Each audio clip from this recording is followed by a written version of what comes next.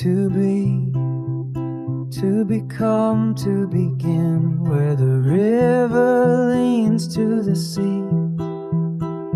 To learn, to let go, to love. The world turns endless, turning me.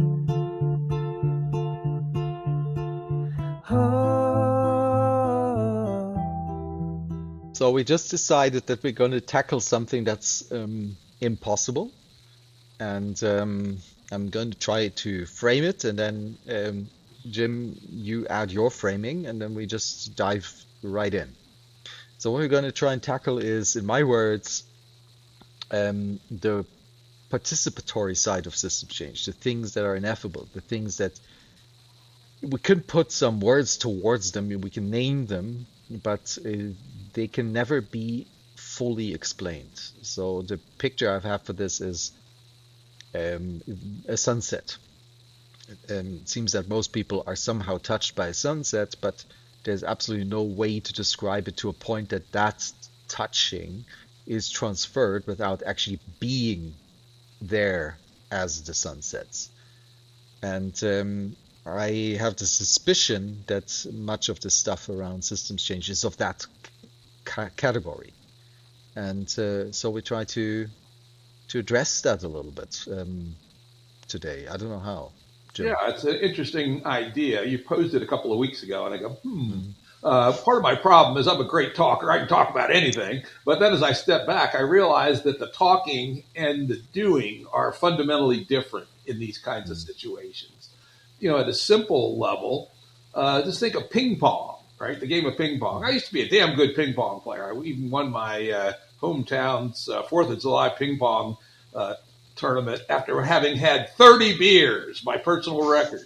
Still won the ping pong championship. But anyway, I can describe ping pong all you want, my strategies and everything else, but there's nothing quite like being in the flow where you are just playing ping pong.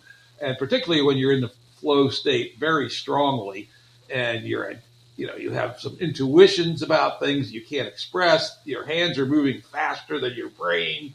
Your legs are moving faster than your hands. And the whole thing is just this amazing gestalt. That talking about it's valid, but talking about it and doing it are just completely different, right? And then, of course, we have the other examples of, friendship. We can talk about friendship, but, I recently had my oldest childhood friend come up to visit me for a couple of days. And it's hard to even describe how we were just sitting next to each other, right? And talking about this and that, and then not talking for a while, right? And the whole, again, the gestalt, the experience was far beyond words. And, I think part of systems change to a better way of human flourishing is getting ourselves more invested in those kinds of participatory things that are, I think a lot of the best ones involve something like flow states where you're out of the sequential processing in your brain, or at least the self-aware sequential processing. And it's happening at some deeper level and is being steered by things deep in the unconscious and in ways that are, I don't know if natural is the right word, but they're less stereotyped, and I think they're less constrained by kind of our external context. I mean, for instance, I could have a deep conversation with my best friend in prison, right? If we both happen to be in the same prison cell, it wouldn't matter. Instead we had one in our living room with 2 nice big comfy chairs side by side. That was nicer, but we could have it in prison. We could have it in a space capsule because the essence of the deep conversation with your best friend is just its own thing, irrespective of the framing of it, something like that. And if we move more towards that, that would be good. Interestingly related, I did a podcast episode this week with Ian McGilchrist, and who's written a bunch about the left brain and the right brain. And not in the pop cultural sense, right, but in the actual scientific sense. And the left brain wants to turn everything into words, while the right brain wants to be more intuitive, be more scanning, more integrative, etc. And I think there's something to that as well in this discussion.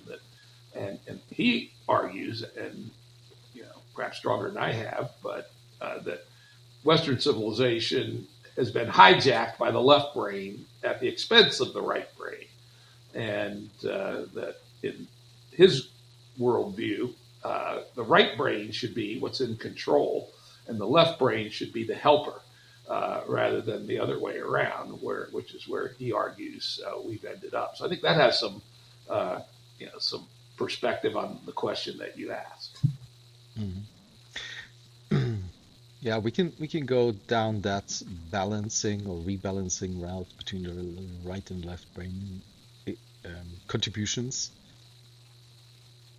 But before that, I want to explore something else which I find curious, and I want to hear whether you see something similar in that. I'm gonna hook it into the sunset again.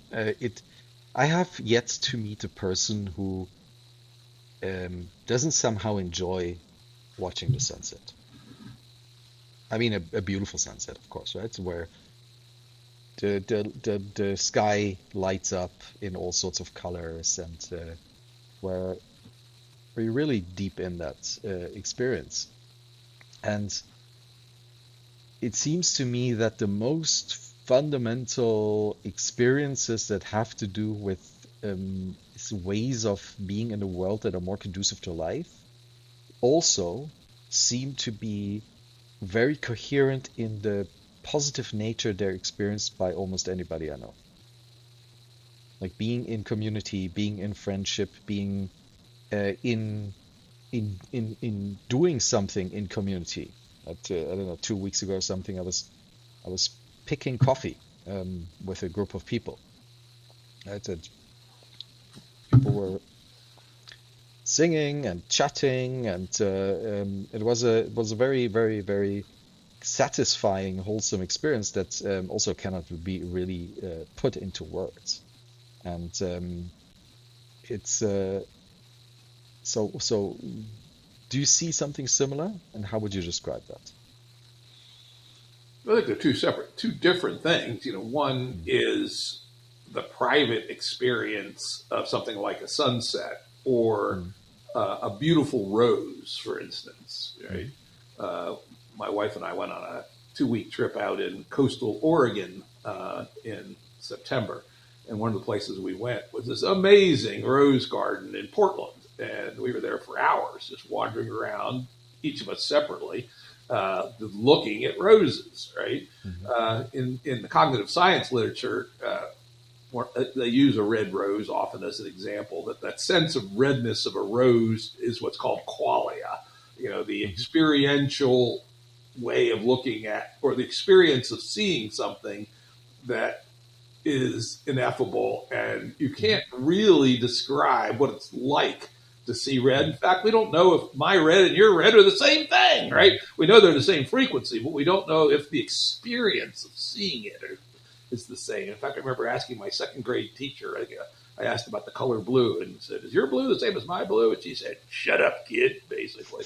But I still remembered the question. I never forgot it, and it always has intrigued me. And then the second is the social aspect, a group of people watching a sunset, or in my case, very commonly is a group of people, 5, 6, 7, 8, 9, always generally less than 10, sitting around a campfire at night and talking a little, but mostly just saying nothing, right? Singing a little bit, and particularly amazing in the wintertime, where the sky is so clear you feel like you can fall into it. You can see the Milky Way boldly, right? All the constellations are just like popping at you. But being there with a bunch of people, even if you're not saying anything, is an incredible experience. We're talking about it, but talking about. It's nothing like being there and doing it. Mhm. So I think there's two different things. One is perceptual qualia, and the second is being with people in many different dynamics while enjoying something like qualia. Well, which is also essentially the same. I mean, you can experience being with others in a certain way, and you never know whether that experience is even similar to somebody else. But somehow it seems that we know in us that it's similar. That there is, even though the exact way the color red or blue or whichever is represented in me as it is in you, is not is less relevant as than the fact that the experience might be very similar, and we somehow seem to have an understanding that the experience is very similar. And that is what I find fascinating, right? That there seems to be and across culture. That's why I keep talking about the sunset or a campfire as a similar thing. Across cultures, there seems to be something shared in us that is us humans that is gives us a very, very similar experience in those moments. I don't know about that, right? This is Okay. interesting. For instance, I think there is a significant amount of cultural conditioning. For instance, in Western European and American pioneer culture, the woods was considered scary and bad. Right? Think of all the Germanic children's stories of wolves and ogres and what have you. There's actually a fair bit of literature about this, about how nature was considered, especially woods that was not cultivated, was considered scary and bad and a place to stay away from. And people really shuddered to think about the dark woods. And today, there's many of us, including myself, who glory in going into the most remote woods we can find, the most natural. I still remember my wife and I sort of accidentally discovered this little cove in the mountains of North Carolina that was literally a virgin forest with trees 4 feet wide, meter and a third thick. And it was so thick there was no undergrowth, but there was flying squirrels going back and forth underneath this canopy. You go, holy moly! A European in 1500 would have gone, oh my God, get me out of here, right? So I do think there's some conditioning about what is beautiful and what isn't, what is moving and what isn't. And we think about social change. Part of the building of the culture is probably deciding collectively what is beautiful, what is experientially good, and at the same time, what is bad, right? I think what is bad may be as important. Sometimes people say, well, how do you know you're in a game B place? And I say, when a guy drives up in a Porsche and everybody laughs at him, that's a sign you're in a game B place. So rather than, when I was a 14-year-old kid, somebody drove up in a Porsche, I don't think I'd ever seen I'd seen a couple of like really old 50s vintage Porsches. If somebody had driven up in a new Carrera or something, I would have run down there and looking at it, go, holy shit, that's the coolest thing I've seen in ages. When in reality, the proper reaction, at least in 2025, is, ew, what kind of a douchebag is that, right? And so I do believe that the reactions are significantly culturally determined, though at the same time, I find a hard time to imagine any culture that decides that sunsets are ugly, to your original point. Okay. So how do we weave that into our question of systems change towards something that is more life-serving than what we do now? You said there might be a coherent portion because something like a sunset is doesn't have much of a benefit or cannot be exploited, is not dangerous. So it's very neutral. So we can all relate to it in a similar way. We don't have to make up stories around it that shape it in any other way. But almost everything else could be shaped by culture, such that it gives us this common experience. And culture, produces a collective sense, and then enculturates the children in what is, lovely and what is scary, for instance, right? And I think one should be somewhat thoughtful in making those decisions. Porsche, no, even though they are beautiful engineering artifacts. Virgin forest, yes. And that's part of the job of culture, is to help us come into a sense of beauty and, what's the word I'm working for here? Awe and such, that we as a group, and of course each person will differ to some degree, think helps make human flourishing.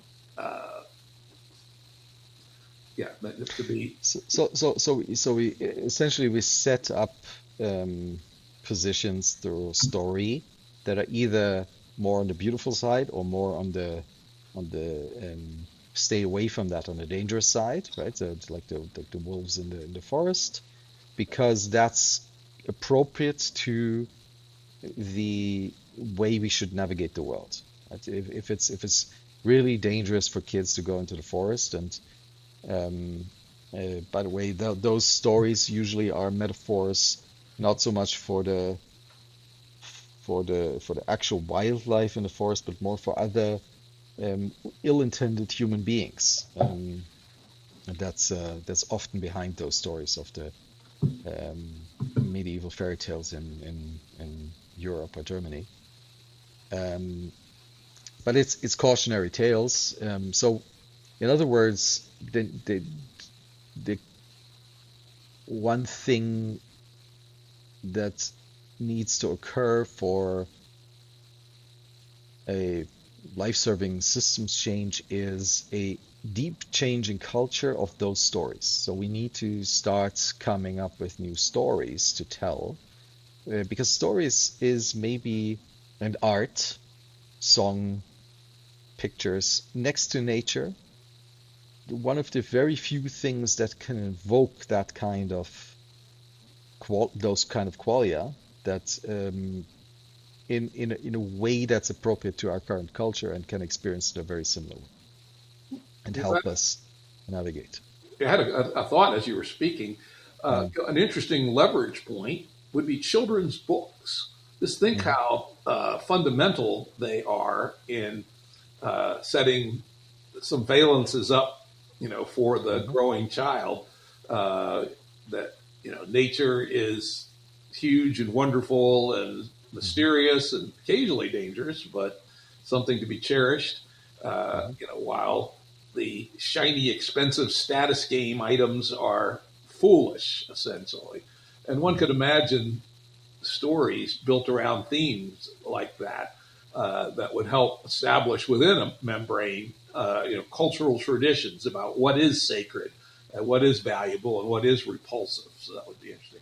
The other thought I had was a way to reinforce these things, and just good in its own sense, is conviviality around these events. In particular, I remembered when we lived up in Northern Virginia, we lived, 5 miles from the Blue Ridge Mountains. And on Friday afternoons, there was a completely informal convening up on top of one of the mountains that was close to us at a spot called Raven Rock. And you might have 50 or 100 people just show up to watch the sunset together. Sort of hippies, a lot of them, but not all of them. Some of them were old folks with walking sticks. At that time, we weren't too old. We were in our 40s, 30s, and 40s. And people would have drums to be playing them and all this. And it was really something, I can tell you that. And completely unorganized. It was just a shelling point. Sunset on Raven Rock. I don't know how it got started or how long they've been doing it. We went a few times. It was very interesting. One could imagine, a more consciously designed ceremonial for Friday afternoon sunset in a community as a way to combine both qualia and conviviality together in one thing. So sunset or similar occurrences as a secular replacement for the conviviality that the churches, for example, provide. Right? Yeah, so exactly. that could be a technique. Yes. In other words, we pulled together groups of people to watch meteor showers, for instance, when the weather is right. Okay, let's come out and everybody lay back on the grass and just watch the meteor shower. Very interesting, and then it produces a group effect that's quite strong. We actually experimented with something like that. Just sitting together, observing nature, and then sharing some thoughts and having a picnic. We're trying to institutionalize that more or less in our local community here. Unfortunately, we were too busy to hop around different places, so we didn't stay long enough to really institutionalize it. But it was, apart from the fact that it collided for several people who actually go to church, it collided with that, which could have been solved easily, of course. It was received very, very well. So it seemed to me when we did that people are actually looking for these moments actively, which to me comes down to an underlying thing that is required for this, which is time, right? When you talked about the kids' books, it takes a long time for kids to grow up and have that enculturated knowledge then change the world. It takes time to just be together watching a sunset. And if you spend that same time doing forex trading, you might feel more productive, right? So might time be an interesting also point in this whole story about the ineffable and the qualia, that we have commodified time in a way. That's good. That's right. Because think about it. How much ineffable qualia do you experience working in a cubicle all day, right?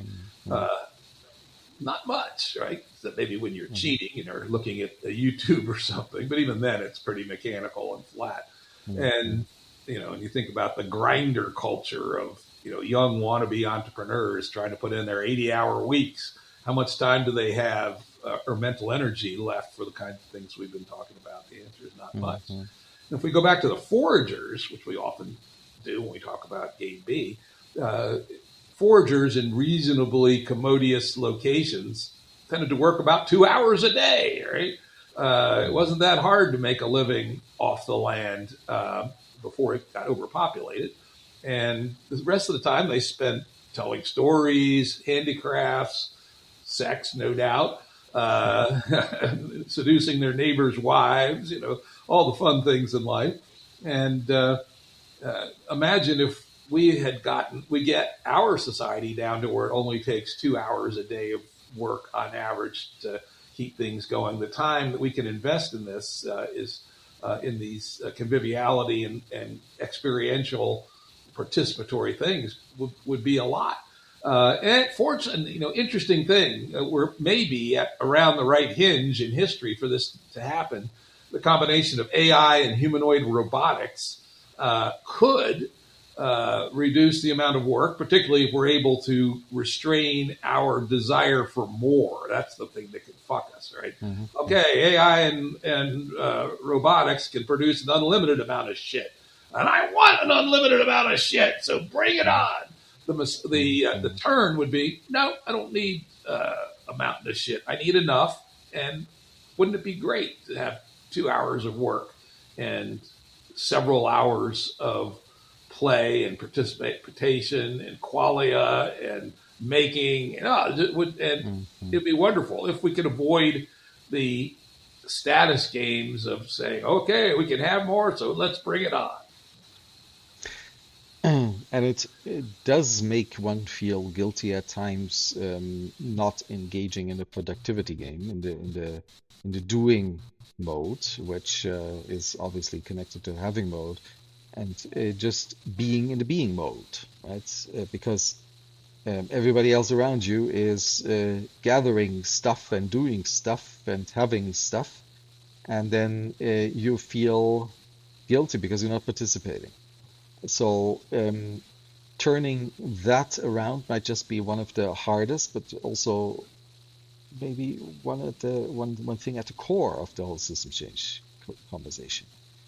Um, the rewriting the understanding of what is right and wrong and what makes you feel guilty or not.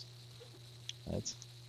Yeah, and I think it also comes back to status games. Humans, particularly Yeah. males, are status-seeking animals, and if sitting there doing your Bitcoin trading gets you status because it gets you money, then many people will be drawn to that. If that is considered a weird-ass use of your attention, and instead the person who is participating in the community and going to the drumming at the sunset, and tending their beautiful flower garden. If that person has the higher status in that particular community, that will draw people towards those behaviors. So you have this, within the membrane, you have a metabolism of sorts going on, and part of the metabolism is what gives status, and that will draw people to what gives status. You got to be very careful about what gives status in the community.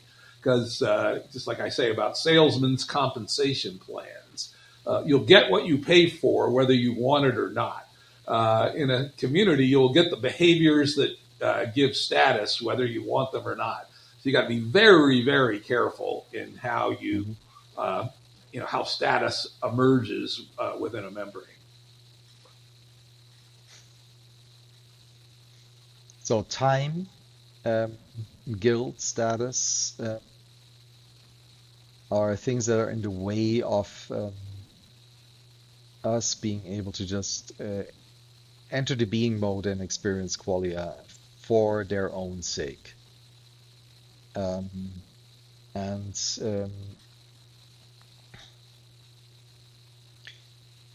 I'm wondering about levers that we can apply to help us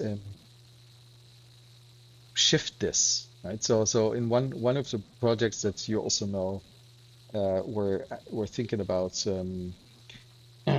firing up the young ladies of a population in a certain country of the world to go on a sex strike until the guys have solved the things. And that might just be the strongest lever we have. I don't know. To change the status game, right? To say, okay, I cannot pitch up in a Porsche. I have to be doing the right thing, or be in the world in a different way, and that's when the shop reopens. Otherwise, I'm stranded. That would work damn good if you get them to do it, right? Of course, we talked about earlier the defection problem and the group versus the individual. But yeah, if you could get solidarity, you could get some hellacious social change that way. So, it feels a bit like we're circling here because the answer is quite obvious, right? We've tied status to the accumulation of financial power, and we have certain ways of extracting that financial power, and that creates, because it's the failing error correction of the finance game, the that propels itself out of proportion, so that it becomes really, really hard to step up against it. Um, Unless you create what you call the membrane around some people who have very consciously decided to step out of that game and start instilling another culture for themselves. Now, that is possible, and that might be satisfactory for those people, but it only really lands when we have the ability to really scale that up, right? Like hijacking the culture into a new shape. And I wonder, do we need something like a Netflix for Game B, that something like a Hollywood for those kinds of stories? And then there's another, and I'll just layer this on top, and then I'll let you go off on this. But there's another problem with this. Sunsets are incredibly beautiful, but they're also incredibly boring in a different way. So there's obviously much more excitement if there's an explosion rather than a sunset, right? So and that is what all of the storytelling of Game A feeds off, essentially. Car chases and explosions, right? Correct. So how can we do we need how can we find ways to hijack the culture, and then how do we do that in such a way that it doesn't bore the hell out of us? Those are very interesting questions, right? The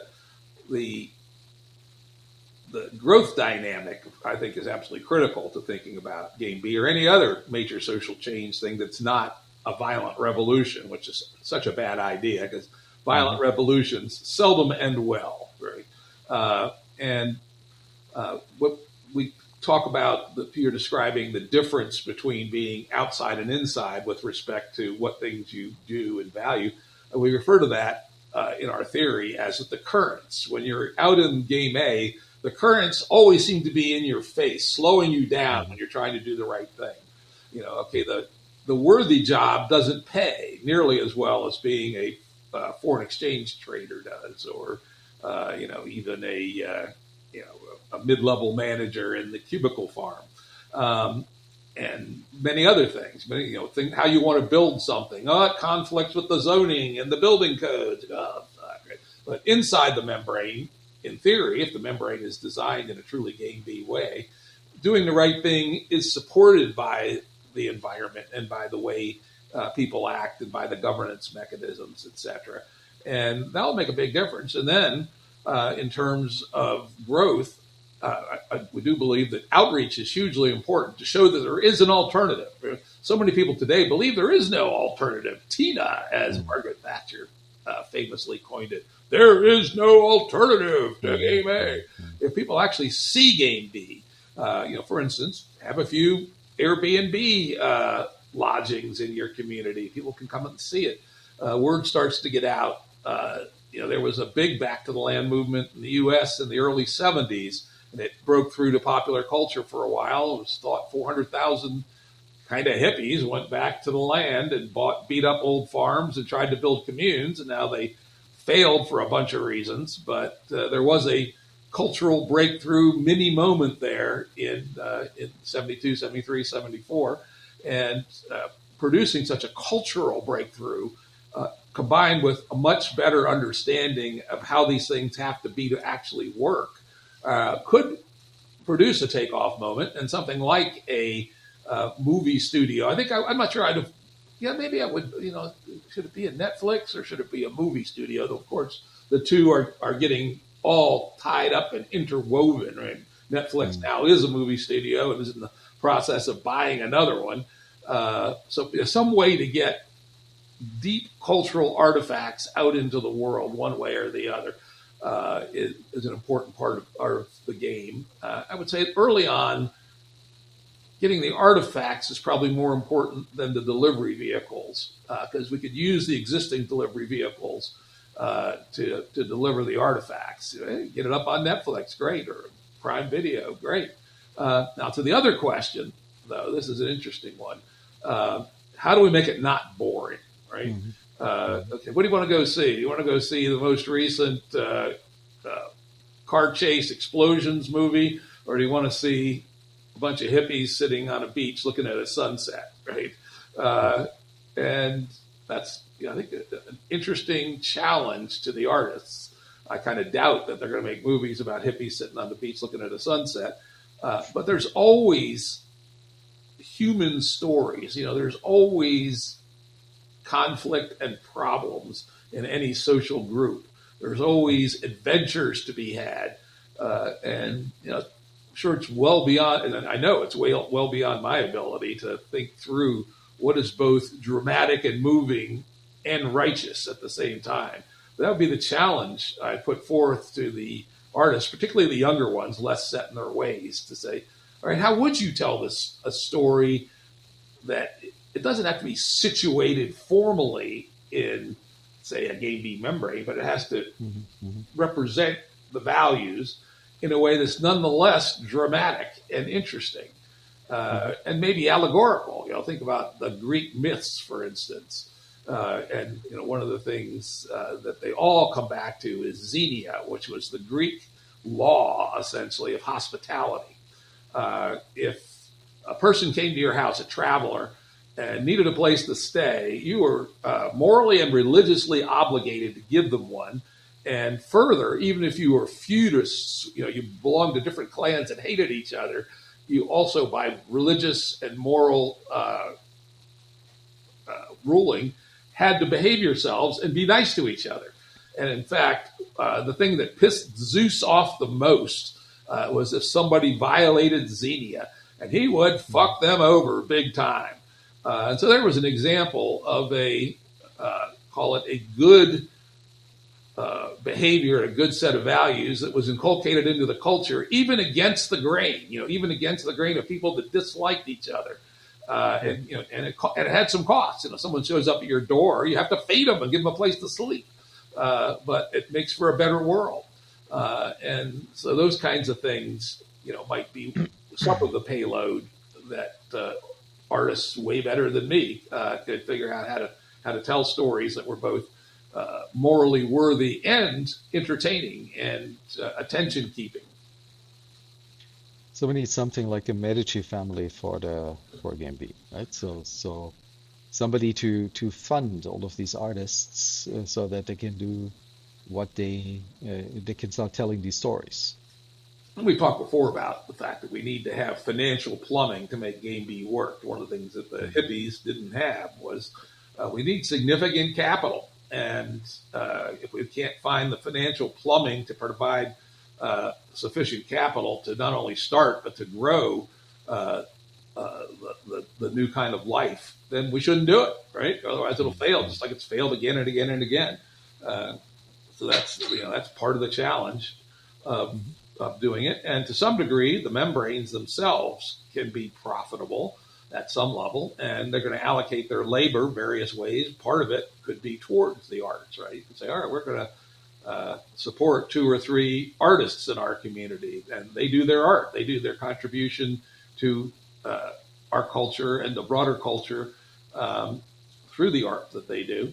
And there could also be higher level membranes that provide endowments for people that need, say, making film. You need equipment, you need crews, you need a significant budget that could endow those kinds of things too. So I do think that that's an important part of the overall design of the overall project. And again, it goes back to the reasons why we need the financial plumbing sufficient to do what needs to be done. Do you think the Medici used their funding of art as a conscious vehicle for shaping culture, or was it just a thing they did? I don't know. Don't know that much about Florence at that time. I know a little. I know it a bit, but not a lot. Don't know if it was a status game I know in Florence there was a status game of building these very tall, thin houses whose tower could be the highest. It was a status game. Whether supporting the great artists of the era was part of the Medici status game with other leading families, I don't really know. Or was it a culture jamming? I don't think so. It's not clear to me what a beautiful Michelangelo artifact.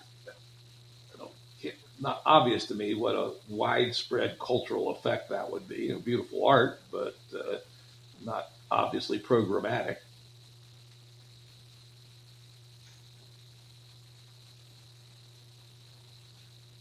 Do you think it might be enough? So Indy Johar said this beautiful line to me about 10, 11 years ago.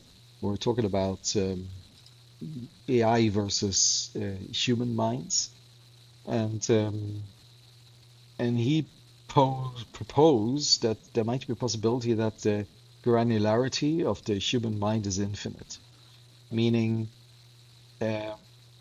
things like once we get past the car races and or car chases and explosions, we can get similar excitement from much more refined things like taking a walk through a rose garden for 4 hours.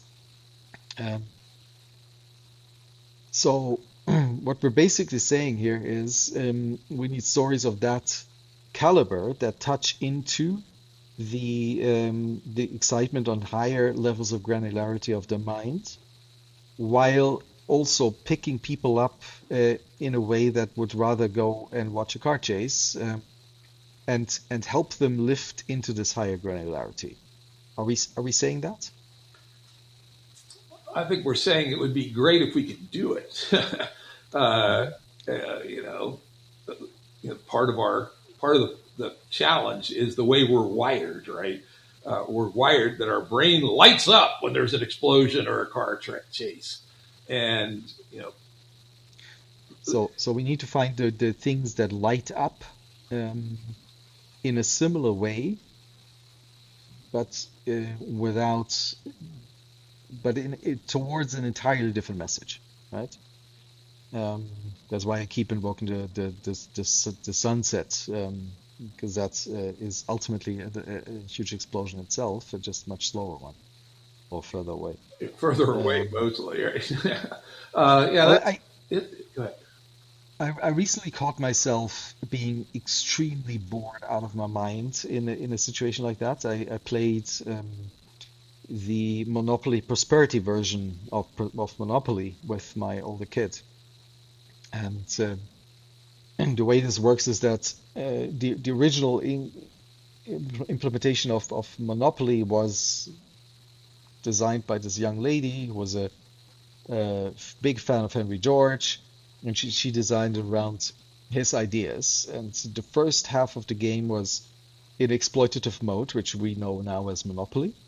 And then once it became clear who would be the winner, and we all know that moment in Monopoly, then the rules would change into creating a basic equilibrium between the players, such that the outcome of the game should be that everybody has roughly the same as in the beginning. So it took us about 2 hours to get to a point where it was very clear. I had I don't know, 100 tokens left, and my kid owned the bank. And then we shifted those rules, and we actually started playing by the original rules, and it became very, very clear very, very quickly that we would be playing for about 2 weeks without any major incidents until we reached the final goal, and it was so boring that we just stopped. So I'm not entirely convinced that we can overcome this because I'm probably just as unimaginable equipped with too little imagination, just like you, to come up with something really exciting inside of that prosperity game. But I think that could be just the most exciting challenge for young artists and even young activists out there to solve this. Yeah, Um, I agree that it may well be a rare person that's able to do the first examples. As we know in art, there's a mm, pioneer and then there's lots of copiers, right? mm, It's been true in film, it's been true in painting, it's been true in music, that there's schools. You can usually find one or two or three early genius founders of one of these movements. And maybe that's that we're, need to, find, help, or put the broadcast out, that looking for a genius to solve this interesting question. While you're saying that, though, I had another thought, which is uh, watching movies, reading books, watching streaming shows on TV. These are all second person or third person activities, right? mm-hmm, Uh, Perhaps part of the game is to turn the dial towards more first person activities. Uh, you know, Playing cards with a live human being is a first person activity, as opposed to watching an explosion and car chase movie or even a sunset movie. Those are both the second or third person, depending on how they're pitched. And if we changed our ratio of first person to other modalities of being, that's pretty interesting. Because the qualia that we talked about and the conviviality we talk about are both really first person experiences. mm-hmm. So that leads back to something we talked about weeks ago, which is the institutional personal spiral, right? Doing things. It, what just came up for me is because it's so present here in my life is picking your own coffee, right?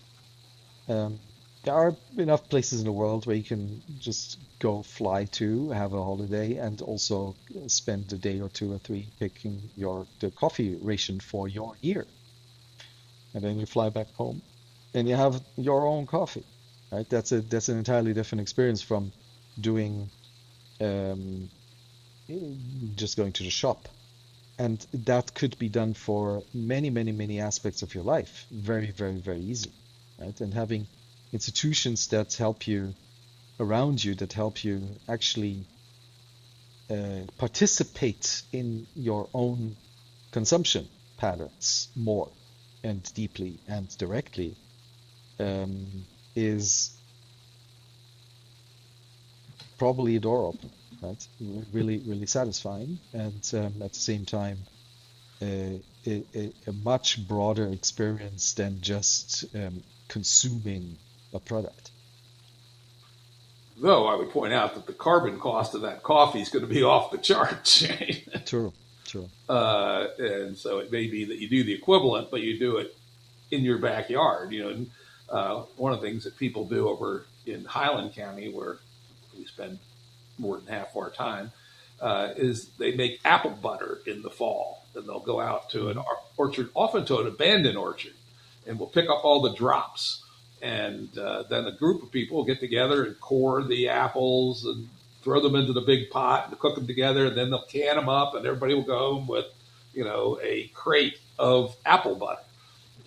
And that's something that you can do very locally, any place that has abundant apple trees, and even abandoned orchards, as there are quite a few up in the mountains hereabouts. The other one we have is making maple syrup, which is partially a commercial enterprise, but can also be a collective enterprise where people just come together and do it and share the results of the cooking and the gathering. So I think in a Game B context, orienting it towards your bioregion is probably wiser than flying off to Costa Rica, growing some coffee, and expending however many tons of carbon in the process. Yeah, that's true. But in a German, for example, context, you could ferment your own sauerkraut, which I also just did, and also very satisfying because it's also extremely healthy. So starting with the refinement process of some of the products in your life could just be a very, very easy way of implementation. But let's zoom back out maybe a little bit more. You mentioned earlier you had a conversation with Ian McGilchrist. If you invoke that conversation, um, what comes up? What comes up between the right and the left brain, and how do we live into that more actively?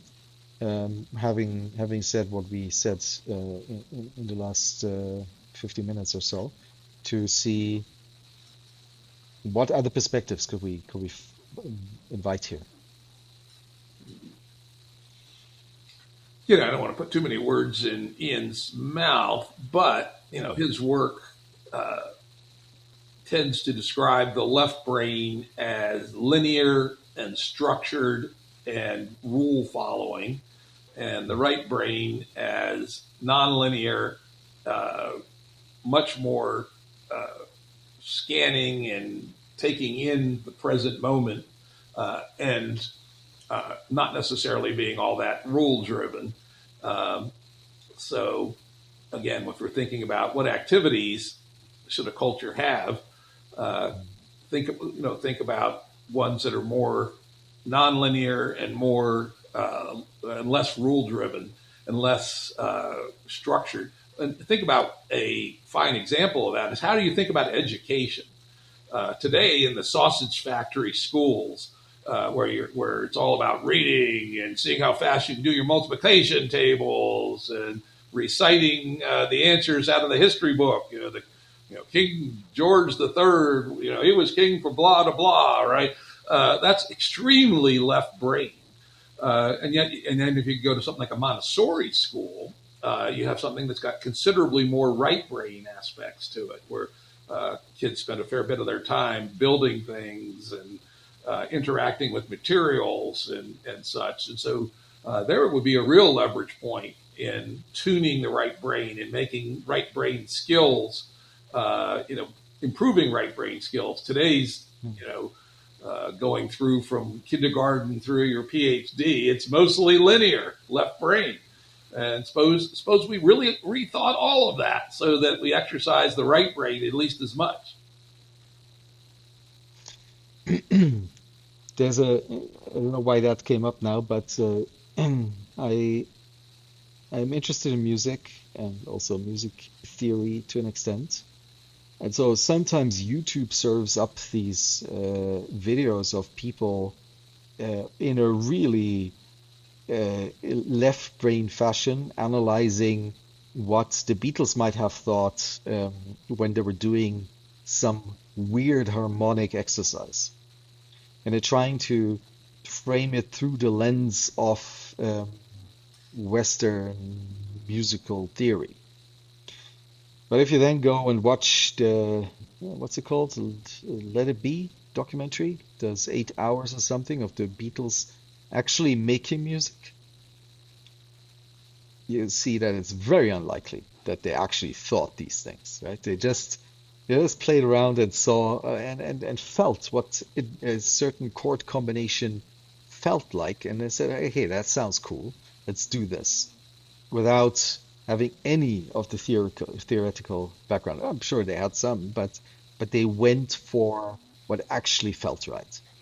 And they did that as a group, mostly two, but still kind of a group, that were very, very, very much in tune with each other and knew each other very well, so they could easily bounce these ideas around and off one another. Yeah, that's a good example, for sure. For folk music, popular where I live, where people get together and they jam for hours, where they're just one person will take the lead for a while and come up with a harmony or a melody from their little bank, and then other people will riff off that and take it a different direction. It'll go around for hours sometimes in a way that has a little bit of theory to it. There are some things that you do and some things you don't do in bluegrass music, but they don't. It's all in the moment, creating this this live improvisation within a very broad set of mechanisms that you would do. For instance, nobody's going to pull out a trumpet and start blowing a trumpet in the middle of a bluegrass number. Nor will they use drums. Drums are verboten in this kind of music. It's just one of the boundary conditions. But within these broad boundary conditions, it's basically total freedom to experience in real time jamming with these other people who play along in a supporting role. When you're taking the lead, they know how to play along in a supporting role. Then you hand it off to somebody else. Very interesting. And since I've made music in groups almost all of my life, I know that sometimes from the inside, in the process of doing it, it sounds absolutely amazing. It sounds like you're doing the most exciting things in the world ever. And if you then re-listen to the recording, it is absolute horseshit. And so that brings us back to the experience, right? So it wasn't to be recorded; it was to be experienced in that moment. The experience for the musicians and for the audience and for the dancers, maybe, who did something that was much, much larger than the sum of the parts that they put together to make this, right? It doesn't have to be perfect. So taking to heart the fail fast thing, right? Go and embarrass yourself and do something that potentially might fail, right? Is a very existentialist notion. I learned that from the French existentialists when I was about 15. You should embarrass yourself once a day. And you can only embarrass yourself with other people, right? You cannot embarrass yourself alone. So you have to be out there and you have to do things that you don't know how to do. And that experience then shapes you back, right? And I find that very interesting little hacks. Just to pick up something, try to do it, fail, embarrass yourself, and try it again, but do it in community. Yeah, I like that a lot because I think part of being a fulfilled human flourishing is to continue to grow across your lifespan, right? Mm-hmm. And you don't grow very rapidly if you don't take any risk. That's for sure. And being willing to fail, being willing to make a fool of yourself, I've never been afraid of that, is, I think, really important and useful and a good thing for people to consider. Okay, so now it might be an interesting bridge. I really like Tom Chi's assessment of the best indicator of startup success, which is rate of learning. And learning goes beyond propositions, right? Real learning means that you have really deeply understood something to a level that you can integrate it into the next step. And that's not just understanding a proposition. So rate of learning on an individual, as an individual, could be a very interesting core measure that I really look up to people who show me that they are fast learners, and that involves things like admitting that you were wrong, right? Changing perspective, changing worldview, and these are powerful moves because they actually show that you're alive and a human being that evolves, right? So that could be just a core measure. So for the girls out there, go on strike until you find somebody with a high rate of learning. Yeah, the right rate of learning, right? Because you could learn too fast, in which case you become ungrounded from your roots. I think you and I both know these people who are, the urban avant-garde, right? They feel like they have to be doing the new thing every 2 weeks. And the ones like that I know, at least, tend to be very active and adding many things to their collection of experiences, but at the end of the day, pretty shallow because they never got into anything very deeply. They're chasing the new thing. And that doesn't strike me as what I think we're talking about when we're talking about continuous learning through a lifetime. It's a balance of looking at the new thing and also building strength in your previous experiences and your previous domains. That's what I meant by being able to integrate, right? Yeah. The new is just a proposition. It's just a surface level. It's not fully integrated in your being. Once it's integrated in your being, then it counts as learning, because then you can use it for something else. Once you can lateralize something properly, that is a really good indicator that you've understood it deeply. Of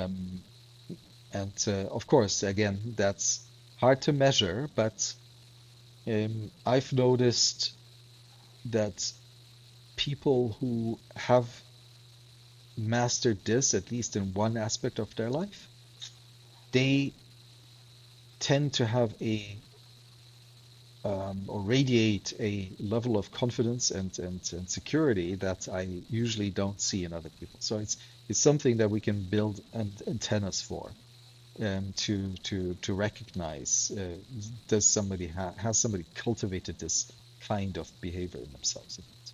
Yeah, and you also make the point about, let's say startups, early stage companies, and I've been involved in many early stage companies, looked at many more than that. And you're right, or Mr. Chi was right, that the ability to learn is about the most important factor in any company, early stage or otherwise. But the odds are so against an early stage company that you particularly have to optimize on learning in an early stage company. Of the 19 companies I've been involved with over my career to more than a trivial degree, only one of them kind of just nailed their business plan from the get-go, right? Every other one had to dodge and weave and improvise and learn, or they wouldn't have made it. And like 13, 14 of them made it to a greater or lesser degree. And that was all about learning. Their original plan was, okay, got them in the ballpark, but then it was do. And the other thing I learned as I started maturing in my business career, and this is also included in major corporations, the business units, is the learning has to be multi-dimensional, which means that you have to have multiple people learning, right? In, let's say, a technology product company, I remember one in particular was a chip design software company. And there was a number of product things that weren't right. There were a number of UI things that weren't right. The sales approach wasn't right. And the sales engineering approach wasn't right. They were all close-ish, right? But the company became successful when it focused on all four of them. Okay, here are the four things we have to improve. And there were leaders for each, but there was also group conversation, almost Japanese-style quality circles. How can we improve each one of these? And if we improve them all, then our market will grow. In fact, I remember getting on a whiteboard at a board meeting and drawing a square, and say, a very small square, and say, this is where we are today. We have four legs, and they're all small. We have a few customers because what we have is good enough for them, but there are people nearby who either need better performance out of the tool or a better user interface or a better software engineering installation and integration process, or we don't know how to get to them because our marketing is not optimal. And if we grow each of these legs, then our square gets bigger and we become a bigger company. And the company did implement that as a meta strategy and ended up being successful. But it was only because they were able to grow in four dimensions. Probably they needed to grow for sure in two and probably three, but you grow in all four. And it was amazing how quickly the company turned around. And how many iterations did it take you to invest in the people rather than the business case? Yeah, in this case, that company only took about 4 years. That was a pretty fast crank. And now another company using some of the same people took us 10 years, right? That we invested in a great team, many of them who had gone to the same college and in remote Canada. And so they had longevity together. And in 10 years, they were able to build a successful company also in chip design software and sell it to a big aggregator. But it took a long while in learning in many dimensions again to get there, and in more dimensions than any one person could hold in their own head. So it was a collective game of mutual learning in multiple dimensions that finally solved both of those. Though I will say, in the second company, the market was changing too, so you had that additional factor to make it difficult. So you had to follow the market. The other market was pretty static, while also optimizing all the other pieces. And if the company had not been very superior at learning, it would not have succeeded for sure. Well, I'm asking because of the example of Y Combinator, who are quite good at identifying promising companies, but they're not so interested in the business itself as they are in the people they fund, right? So they famously have this process of having three people have a conversation with the founders, and then if all three agree on a gut level that these are the right people, then they invest. And which, bringing it back to this conversation, is also qualia, right? It's a feeling about a person that you get, and if you learn to trust that feeling, then you might just have found an amazing human being, and you potentially have an easier time filtering out the assholes, Absolutely. which then in turn, Yeah, it was one of my superpowers in business. Not at first. My first hire was not good. But after I'd done a couple, two or three, I did start to use high dimensional qualitative feelings about people. I'd make pretty strong decisions one way or the other. I remember my biggest company, we were hiring 10 people a week.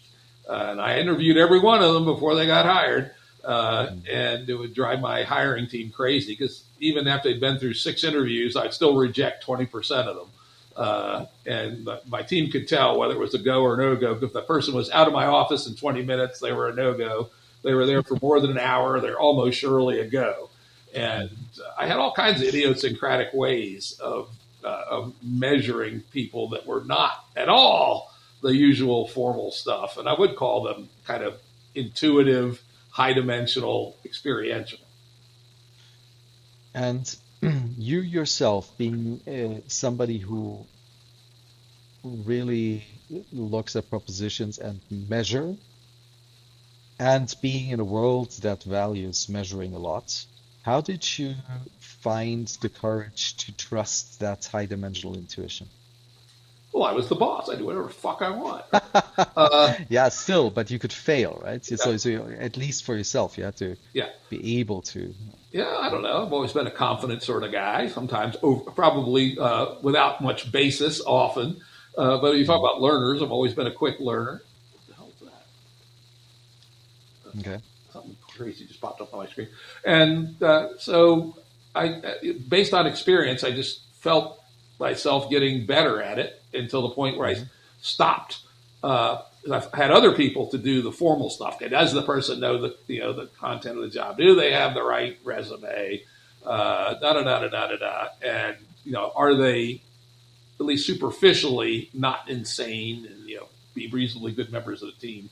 But they were all working on a rubric essentially, and I just eventually found myself feeling confident. I don't really have any particular reason. I just saw that the people I was hiring were qualitatively different than a lot of other people organizations were hiring. So I kept doing it.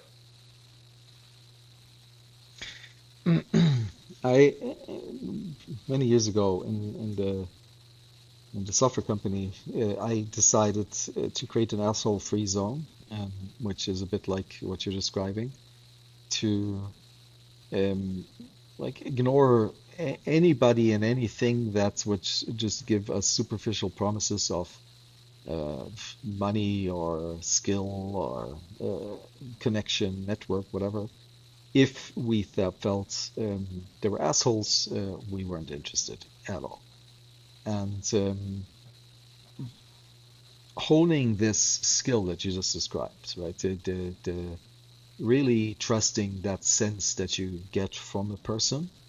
It took me a long time to really trust it because there are so many seductive elements often to that a person brings to the table that's to tell me, okay, I'd like to give that person a chance, but even though my intuition tells me not to, um, but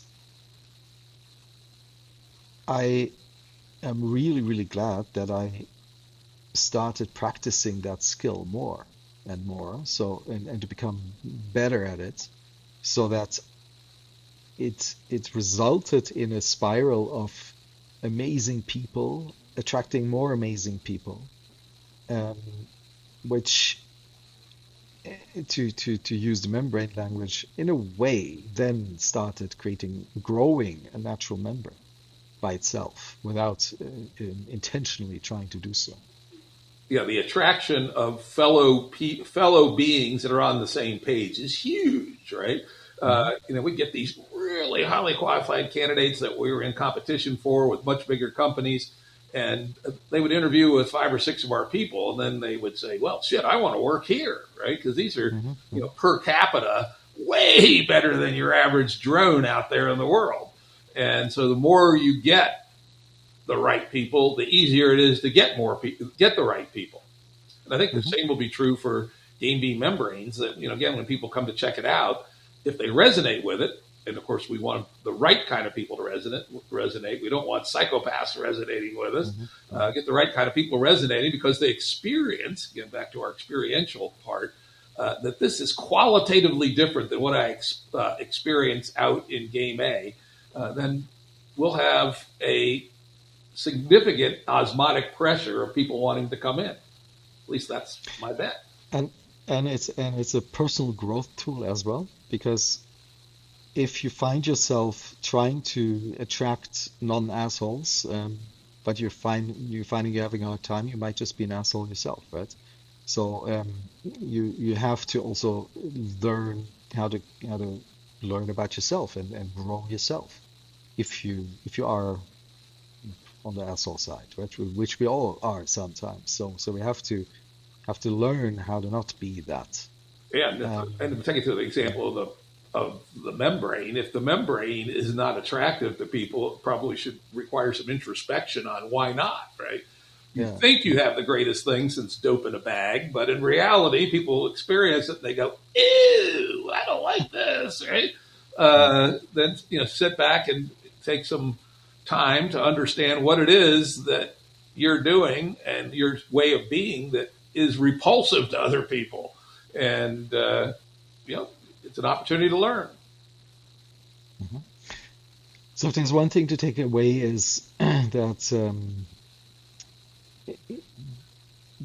if you one really good way to get into a cultivation of the positive side of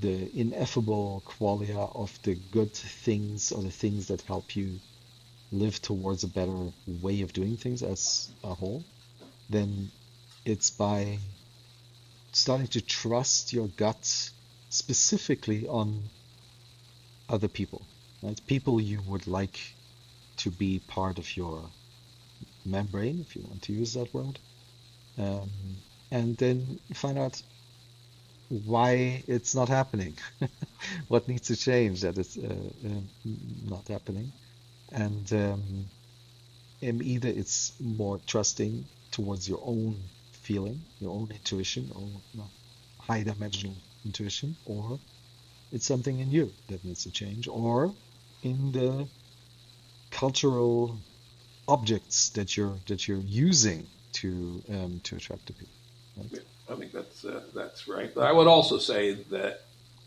I believe that you want both. You want both structured and unstructured in Hmm. selecting people.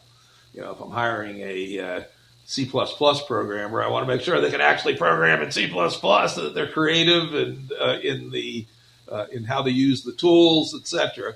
But I also want the ineffable aspect. Is this Hmm. the person who is thinking, who is Yep. into growth? One of my key rut bizarro questions was in the last year, what's something you taught yourself that had nothing to do with work? Hmm. And that's a really interesting question. Uh, But some people go, nothing. You go, what are your hobbies? What do you do besides work? Watch TV, cut the grass. You're out of here, right? What was your last book you read? Some goofy ass business self-help book. Out of here, right? So you need both. And when we think about bringing people into a game, bunch of questions like that too. yeah. One of My favorite one is weaving in out of the blue, like out of the left hand. What's your favorite addiction? That tells you a lot. Yeah, that's a good one. That's a good one. I like that a lot. My CTO, so CTO multiple of my companies, just a brilliant guy. One of his favorite questions was, how does a toilet work? Because he said, if an engineer has sat on a toilet, 100,000 times or whatever it is, and has never had the curiosity to open the lid and look, he ain't working for me, right?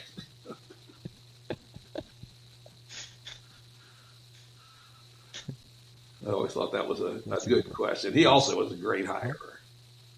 Or look at people's sinks at home.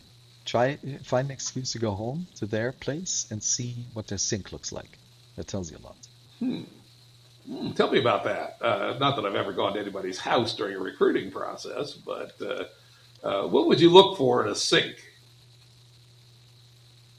Well, to me, it's a symbol of how good are you at procrastinating. So there's a certain level of procrastination that's okay, that's sometimes even beneficial, but if it becomes a habit, then it's not, right? And it's a place that is not public, that can be easily hidden from public. So I would see whether that person, like, I don't know, does the dishes at least once a day as a ritual or not, right? You easily see that. And then somebody who doesn't,